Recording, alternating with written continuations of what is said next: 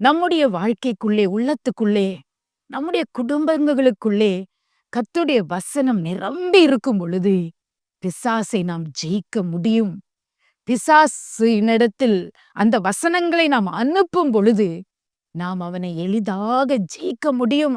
முழு வேதத்திலும் தேவ வசனங்கள் இருந்தாலும், ஒவ்வொரு சூழ்நிலைக்கும், ஒவ்வொரு நாளுக்கும், ஒவ்வொரு கஷ்ட வேளையிலும், தீர்மானங்கள் எடுக்க கஷ்டப்படும் நேரங்களிலும் நமக்கு ஒரு ஆலோசனை வருகிறது.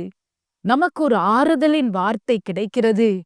அதை படிக்கும் பொழுது தேவன் எனக்கு தான் இதை பேசுகிறார் என்பதை நாம் நிச்சயித்துக் கொள்ளுகிறோம் அல்லவா?